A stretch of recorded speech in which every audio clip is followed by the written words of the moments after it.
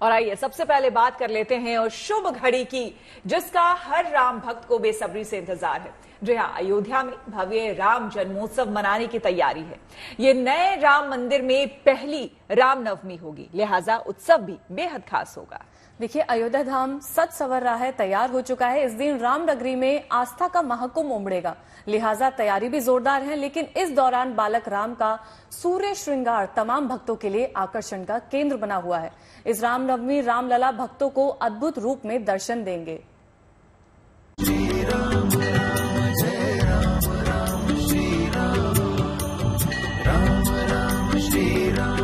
रामलला का ये भव्य मंदिर अब भारत की आस्था का प्रतीक है। बालक राम का ये नव्य निवास भक्तों के 500 साल की प्रतीक्षा का फल है। तभी तो अयोध्या में हर दिन आस्था का महाकुंभ उमड़ता है।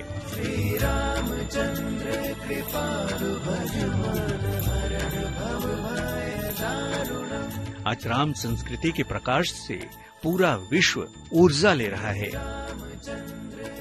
और इस रामनवमी यही अयोध्या उत्सव के वैभव को नई पहचान देने जा रही है।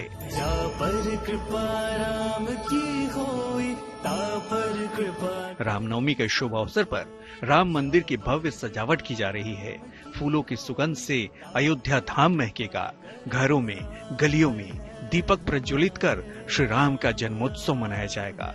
इस दौरान लाखों की तादाद में भक्त पहुंचेंगे, लिहाजा व्यवस्था भी पूरी तरह चाक चौबंद है।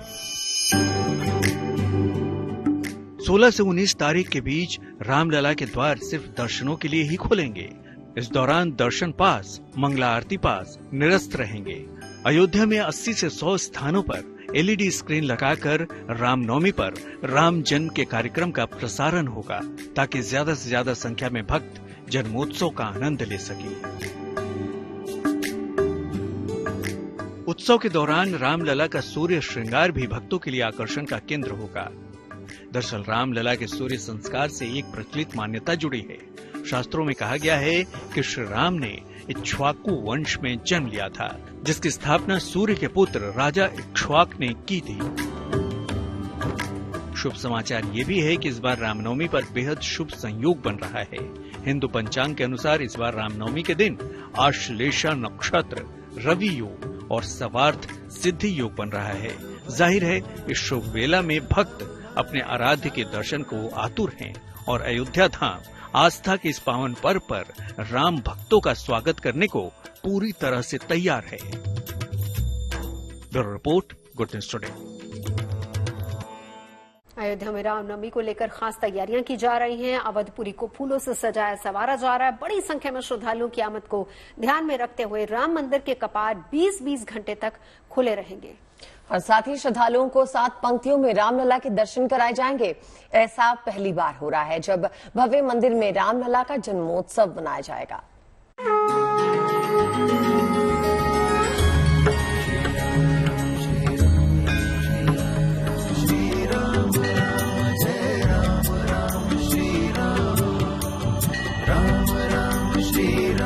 प्रभु श्री राम के जन्मोत्सव का वो पल बेहद अद्भुत और अलौकिक होगा, जब रामनवमी पर ठीक दोपहर 12 बजे अभिजीत मुहूर्त में रामलला का जन्मदिन मनाया जाएगा।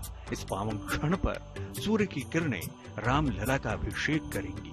ये रोशनी भगवान राम के मस्तक पर तिलक के रूप में दिखाई देगी। बालक का प्रगटीकरण होता है, यानी जन्म होता है। उसके बाद जब उसका पहला कोई जन्मोत्सव का कार्यक्रम होता है तो उसको बड़े दुगने चौगने उस पर मनाते हैं लोग, घरों में आनंदित होते हैं। ठीक उसी प्रकार से पूरा समाज जो है आनंदित है, भाव विभोर है, क्योंकि देश के करोड़ों लोगों की आस्था, करोड़ों क्या हम कहेंगे, पूरे देश का ही नहीं पूरे विश्व के अरबों लोगों की आस्था जो है भगवान श्री रामलला से जुड़ी हुई है। और जब यह उत्सव होगा तो उनके बीच में प्रसाद का वितरण होगा ही, और विशेषकर जो है पंजीरी प्रसाद बनाया जा रहा है जो धनिया का होगा। शुद्ध घी से उसको क्या कहते हैं भुना जाएगा। तो इस प्रकार से एक उत्साह उमंग जो है वह अभी से ही बना हुआ है।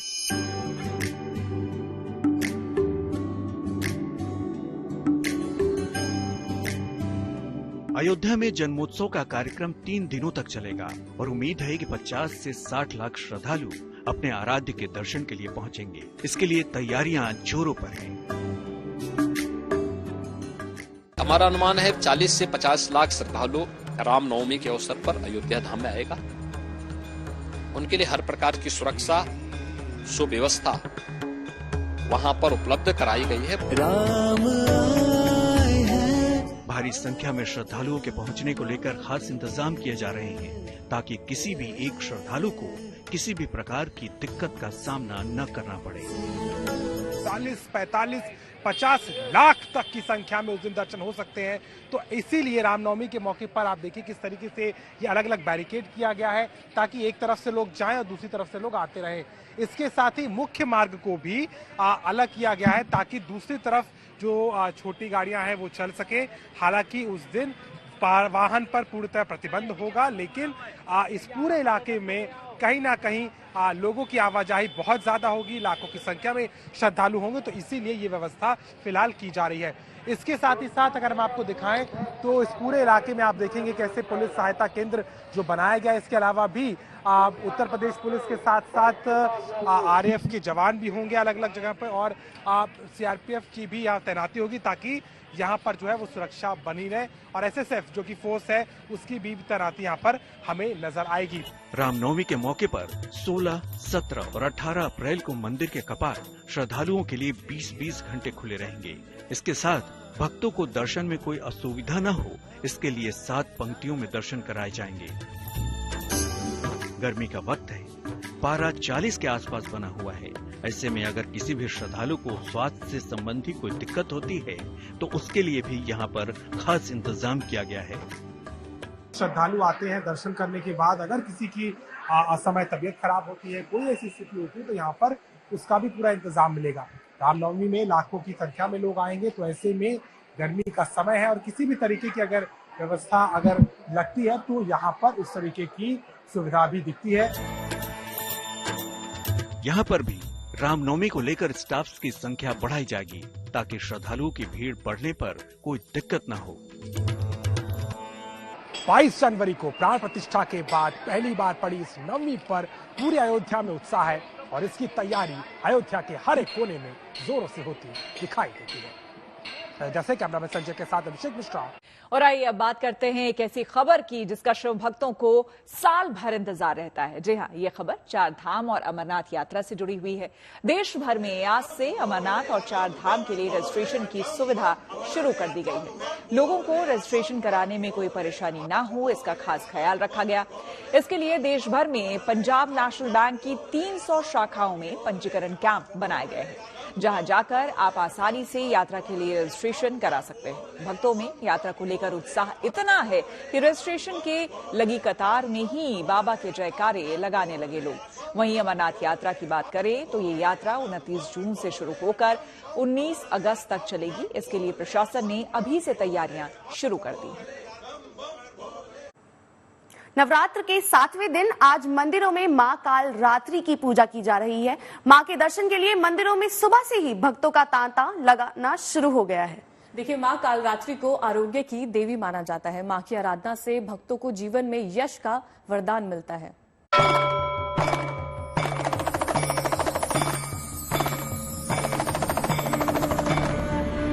मां कालरात्रि करेंगी परम कल्याण।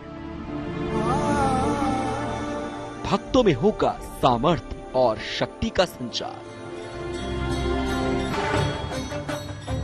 नवरात्र के 7वें दिन मां कालरात्रि की उपासना के लिए मंदिरों में भक्तों की भीड़ उमड़ रही है।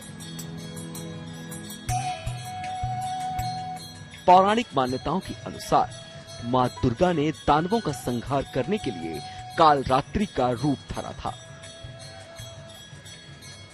मां कालरात्रि का रूप अत्यंत भयानक है। मान्यता है कि मां कालरात्रि की आराधना से भानु चक्र जागृत होता है और इससे हर तरह के भय का नाश हो जाता है। इसके साथ ही अकाल मृत्यु, रोग, शोक आदि सभी तरह की परेशानियां भी खत्म हो जाती हैं। माता कालरात्रि की पूजा से मनुष्य समस्त सिद्धियों को प्राप्त कर लेता है। मां कालरात्रि को प्रसन्न करने का एक तरीका है, उनके मनपसंद प्रसाद से उनको भोग लगाएं। ज्योतिष मानते हैं कि मां कालरात्रि विशेष भोग लगाने से देवी प्रसन्न हो जाती हैं और अपने भक्तों की अच्छी सेहत का वरदान देती हैं। लाल कंबल के आसन पर बैठकर पूजा शुरू करें। मंदिर में घी का दीपक जलाएं और मां को कुमकुम, हल्दी और फूल चढ़ाना चाहिए। इसके बाद मां कालरात्रि को गुड़ या गुड़ से बनी मिठाई का भोग लगाना चाहिए। पूजा के बाद गुड़ को प्रसाद के रूप में परिवार में बांटना चाहिए। मां कालरात्रि की विधिवत पूजा अर्चना से आरोग्य की प्राप्ति होती है और भक्तों के जीवन से नकारात्मक ऊर्जा का नाश हो जाता है। मां कालरात्रि की पूजा से भक्तों के परिवार में सुख और शांति का वास होता है। Bureau report, good news today. और अब रुक करते हैं दिल्ली के मशहूर झंडेवाला मंदिर का। यहाँ बड़ी तादाद में भक्त अपनी मनोकामनाएं लेकर पहुंच रहे हैं। कहा जाता है कि मां के इस पावन धाम पर तमाम मुरादें पूरी होती हैं। देखिए नवरात्र के 7वें दिन झंडेवाला मंदिर की रौनक। चैत्र नवरात्र का आज 7वां दिन है और मां दुर्गा के 7वें रूप कालरात्रि की आज पूजा की जा रही है। इस वक्त हम मौजूद हैं दिल्ली के झंडेवाला मंदिर में और आप देख सकते हैं घरों से लेकर मंदिरों तक मां के जयकारों की आपको यहाँ गूंज लगातार सुनाई दे रही होगी। किस तरीके से भक्त यहाँ आए, भक्तों की भीड़ यहाँ पे है। मां के दर्शन करने के लिए लोग इस वक्त लंबी लंबी लाइनों में लग के मां के दर्शन करने के लिए यहाँ पे आए। जगह जगह आपको मां के जयकारों की गूंज आपको लगातार यहाँ सुनाई दे रही होगी। दरबार की जय। मां से आशीर्वाद लिया, बस की मेहर है, दिल्ली के अंदर मेहर है पूरी। कहते हैं आज के दिन पूजा करने से दुष्प्रभाव भी कम होता है। बहुत बहुत बहुत कम होता है, बहुत बहुत कम होता है। बहुत अच्छा माता झंडेवाली का मंदिर है। यहाँ हम हर साल आते हैं और बराबर आते रहेंगे। बहुत अच्छा लग रहा है माँ के दर्शन करने के लिए और हम बहुत ज्यादा खुश हैं, हमेशा आते हैं इस मंदिर में। कहते हैं माँ का सबसे प्रिय रंग लाल है और आप लाल साड़ी में यहाँ देख सकते हैं। माता रानी का रंग लाल है तो हम लोग इसलिए लाल साड़ी में आए। हमारी श्रद्धा है माता रानी के लिए। कैसा लग रहा है? बहुत अच्छा लग रहा है, अंदर से बहुत खुशी हो रही है।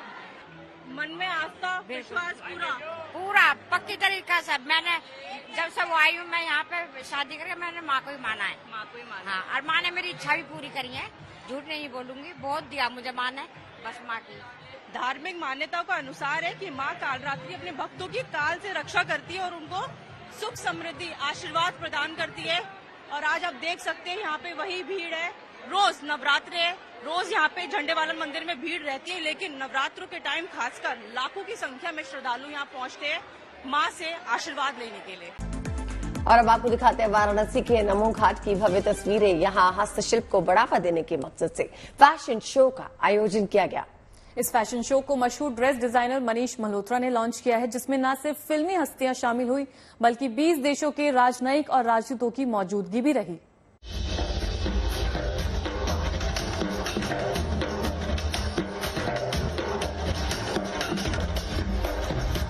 ये तस्वीरें वाराणसी के नमो घाट की हैं और मौका है सितारों से सजे फैशन शो का। बनारस के हस्तशिल्प को बढ़ावा देने के मकसद से इस शो का आयोजन किया गया, जिसे मशहूर ड्रेस डिजाइनर मनीष मल्होत्रा ने लॉन्च किया। इसमें 20 देशों के राजनयिक, फैशन डिजाइनर और फिल्मी हस्तियां शामिल हुईं। इस दौरान बॉलीवुड अभिनेता रणवीर सिंह और कृति सेनन पारंपरिक पोशाक में नजर आए। इन परिधानों को तैयार करने में बुनकरों को 6 महीने से ज्यादा का समय लगा।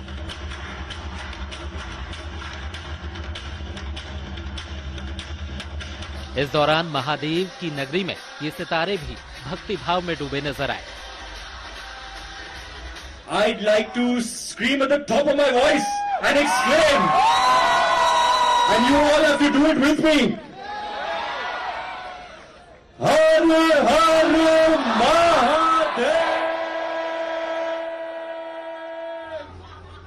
बाबा के दरबार में नहीं गए तो काशी की यात्रा अधूरी। ऐसे में सितारे कैसे ना पहुंचते बाबा के धाम।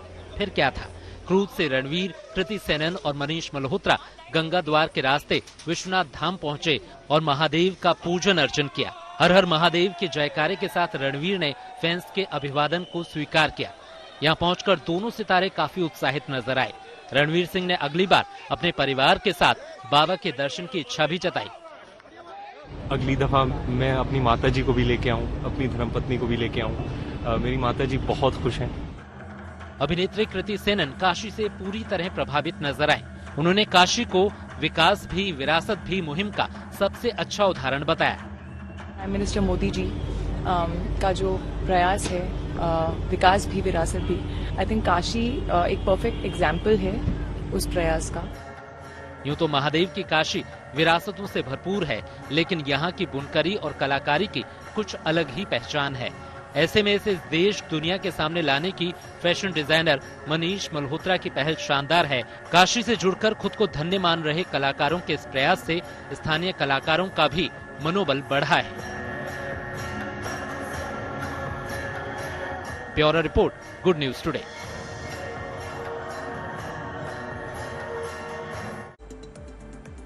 और अब बात बौद्ध धर्म के नए साल की। बौद्ध धर्म से जुड़े लोग नए साल का जश्न मना रहे हैं। इस मौके पर मनाए जाने वाले उत्सव को सांकेन कहा जाता है।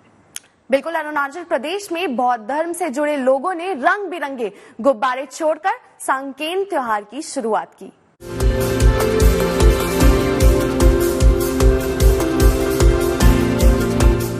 कुछ इस अंदाज में अरुणाचल प्रदेश में नए साल का जश्न मनाया गया। वहां बौद्ध धर्म से जुड़े लोगों ने एक दूसरे पर पानी फेंक कर नए साल का स्वागत किया। इतना ही नहीं, अरुणाचल प्रदेश के गोल्डन पैगोडा में आसमान में रंग बिरंगे गुब्बारे भी छोड़े गए, जिसके साथ सांकेन त्योहार का आगाज हुआ। ये सांकेन फेस्टिवल कहा जाता है। सांकेन फेस्टिवल में एक दूसरे के ऊपर पानी का छिड़काव करना, होली की तरह ये त्योहार बुद्धिस्ट समाज में मनाया जाता है। सांकेन फेस्टिवल अरुणाचल में काफी मशहूर है। और ये देखिए, ये बच्चे खेल रहे हैं। ये आप इधर दिखाऊंगा आपको, गोल्डन पगोड़ा, जो नामसाई का गोल्डन पगोड़ा है। बौद्ध का मंदिर है, बुद्धिस्ट मंदिर है, काफी प्रसिद्ध है। और ये बच्चे आप देख सकते हैं, आज सांकेन फेस्टिवल में ये एक दूसरे के ऊपर पानी डाल रहे हैं। उधर देखिए, महिलाएं लड़के सब सांकेन फेस्टिवल को मना रहे हैं। सांकेन त्योहार में पानी डालना दुर्भाग्य को दूर करने और नए साल की नए सिरे से शुरुआत का प्रतीक है। इस पर्व में शामिल होने के लिए लोग अपनी पारंपरिक पोशाक पहनकर पहुंचते हैं और भगवान बुद्ध को श्रद्धांजलि देते हैं। जल चढ़ाने की रस्म के लिए बुद्ध विहार में जुटते हैं। न्यू ईयर बोलता है इसको, क्योंकि सांकेन का समय ये 5 मंथ चल रहा है हम लोग का। तो इसमें क्या कि नया उमंग, नया पेड़ पौधे, संक्रांत नया वो होता है। तो इसलिए हम लोग सांकेन को मनाते हैं। और सांकेन को मतलब हम लोग का जो ना होली वाटर होता है, मेटा होता है, वो बहुत स्पेशल है। तो उसको हम लोग पानी भगवान को डालता है, उसका बाद संघा को डालता है, उसका बाद एक दूसरे को भी छिड़कता है स्प्रिंकलिंग ना। तो इसी तरह हम लोग सांकेन को मनाता है। अरुणाचल प्रदेश के सीएम पेमा खांडू भी इस उत्सव में शामिल हुए और लोगों को नए साल की बधाई दी। काफी शुभ दिन है और अपना ताई खमती समाज का ये एक नया साल के तौर पे सांकेन फेस्टिवल का त्योहार आज से शुरू होता है। तो सबसे पहले तो मैं जितने भी अपना ताई खमती ट्राइब के निवासी हैं उन सभी को इस शुभ दिन का मैं ढेर सारा शुभकामनाएं देता हूं। सांकेन का महत्व अरुणाचल प्रदेश की सीमाओं से परे तक फैला हुआ है। गोल्डन पैगोडा समेत टेंगापान, नामसाई, चोंगखम, एम्पोंग और फेनेंग जैसे पवित्र स्थानों पर उत्सव धूमधाम से मनाया जाता है। Bureau report, good news today. और आइए अब आपको पड़ोसी देश नेपाल में मनाए जा रहे उत्सव की झलक दिखाते हैं। वहां सिंदूर यात्रा में बड़ी संख्या में श्रद्धालु शामिल हुए। नेपाल के दूर दराज के इलाकों से भी लोग इस आयोजन में शामिल होने के लिए पहुंचे। इस पारंपरिक उत्सव में पालकी में देवी देवताओं की मूर्तियों को लेकर शोभा यात्रा निकाली गई।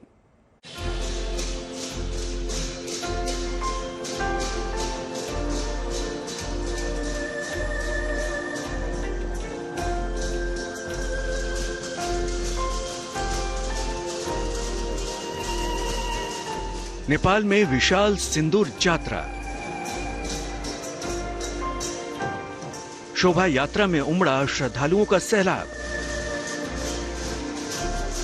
2 क्विंटल से ज्यादा सिंदूर गुलाल उड़ाकर मनाया जश्न।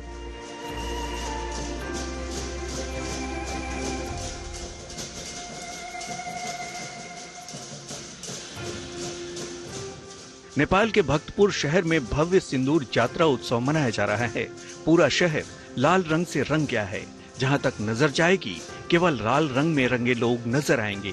ये उत्सव है चंद्र नववर्ष के स्वागत का। नेपाल में हर साल हिंदू नववर्ष के स्वागत के लिए खास उत्सव का आयोजन किया जाता है।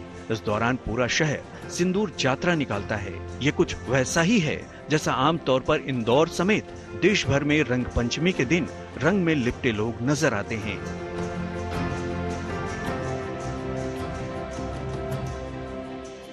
नेपाल में चंद्र नववर्ष के दूसरे दिन श्रद्धालु 32 पालकी में विभिन्न देवताओं की मूर्तियों के साथ शोभा यात्रा निकालते हैं।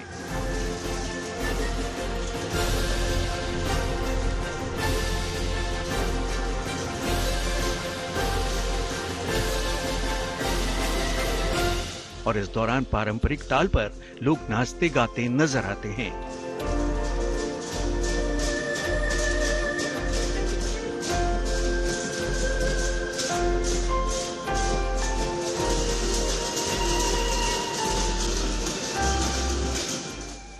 इस सांस्कृतिक त्योहार को सिंदूर यात्रा के नाम से जाना जाता है, जिसमें शामिल होने के लिए श्रद्धालु दूर दराज से पहुंचते हैं। और इस आयोजन में शामिल होने के बाद भक्त हवा में सिंदूर उड़ाने के साथ साथ एक दूसरे के चेहरे पर सिंदूर लगाते हैं। आलम यह है कि पूरी फिजा सिंदूरमय हो गई है।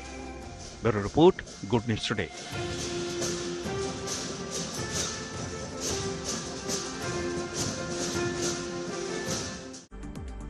और अब बात असम की संस्कृति की कर लेते हैं। असम के लोगों की जिंदगी का अहम हिस्सा है बांस, जिसे बैम्बू कहा जाता है। और इस बैम्बू से यहाँ के लोगों ने लोकप्रियता हासिल की है, जिसकी चर्चा आज देश विदेश में हो रही है। जहाँ लोकल फॉर वोकल का असर यहाँ पे देखा जा सकता है। यहाँ बांस से बनी कलाकृतियों की डिमांड बढ़ गई है और इस कलाकृति को सहेजने के लिए आगे आए हैं मोहन सकैया, जिन्हें असम का बैम्बू मैन कहा जाता है। इन्होंने असम की इस खास कला को मजबूती देने का प्रण लिया है। देखिए इस रिपोर्ट में।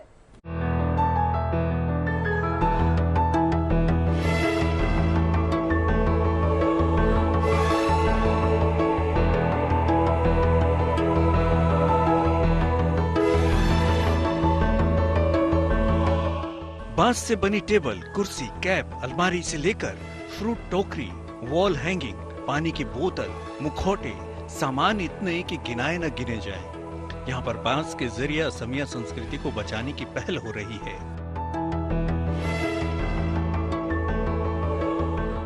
चूंकि असम वन संसाधनों से समृद्ध है और अधिकतर जंगलों में अलग अलग प्रजातियों के बांस काफी मात्रा में पाए जाते हैं, इसलिए असम के ग्रामीण इलाकों की संस्कृति, जीवन शैली और अर्थव्यवस्था बांस से जुड़ी हुई है। वैसे भी भारत के बड़े बांस उत्पादक राज्यों में से असम एक है।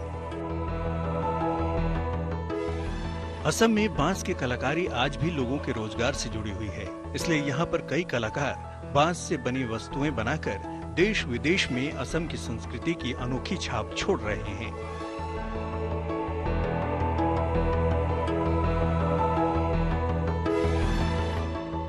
असम का बैम्बू आर्ट देश भर में काफी लोकप्रिय हो चुका है।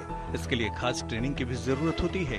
बांस की कटिंग से लेकर इसे किसी आकृति में ढालने तक के लिए प्रैक्टिस की बेहद जरूरत होती है और इन सब के अगुआ बन रहे हैं असम के बैम्बू मैन मोहन सैकिया, जो यहाँ की इस लोक कला की विरासत को नया विस्तार देने में जुटे हैं।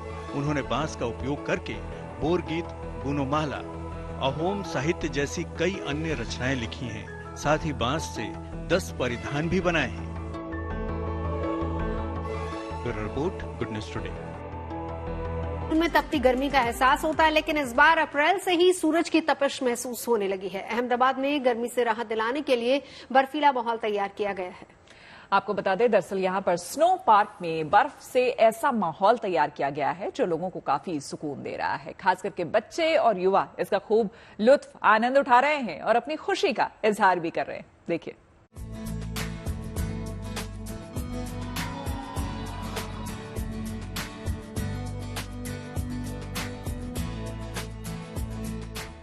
हर तरफ बिछी बर्फ और इसका आनंद उठाते लोग।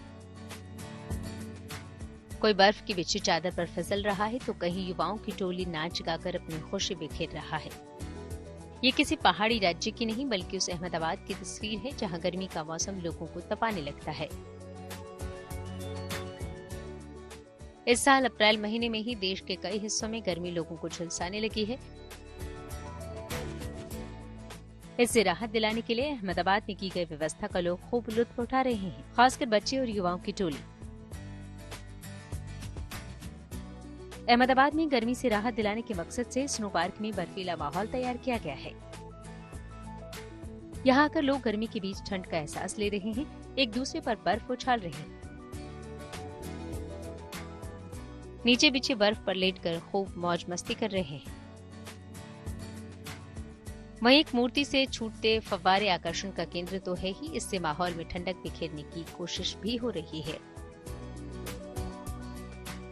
इस स्नो पार्क में बर्फीले माहौल के बीच मनोरंजन की दुरुस्त व्यवस्था की गई है। यहाँ बजते गीत पर युवाओं की टोली जमकर झूम रही है। डांस के जरिए वो अपनी खुशी का इजहार कर रहे हैं। गर्मी के बीच बर्फीला माहौल हो और मनोरंजन का इंतजाम हो तो लाजिमी है कि ये लोगों को भाएगा ही, और लोग इसका लुत्फ उठाने पहुंच भी रहे हैं। Bureau report, good news today. देखिए, उत्सव के माहौल में हर तरफ खुशियां देखने को मिलती है और नवरात्र में हर तरफ खुशियों के रंग देखने को मिल रहे हैं। आज सप्तमी तो कल अष्टमी और फिर बारी है रामनवमी की, जिसकी अयोध्या में तो विशेष और भव्य तैयारियां हो रही हैं। बिल्कुल, आखिर हो भी क्यों ना, इस बार प्राण प्रतिष्ठा के बाद भव्य राम मंदिर में जो इसका आयोजन होने जा रहा है। बिल्कुल, रामनवमी पर रामलला की मूर्ति का सूर्य तिलक से अभिषेक किया जाएगा, तो ये अवसर तो भव्य ही होगा। बिल्कुल, और आप सब उत्सव के रंग में सराबोर होकर इसकी खुशियां मनाते और बांटते रहिए। आज के लिए हमें दीजिए इजाजत, कल फिर होगी आपसे मुलाकात शाम 5 बजे चाय पर चर्चा में।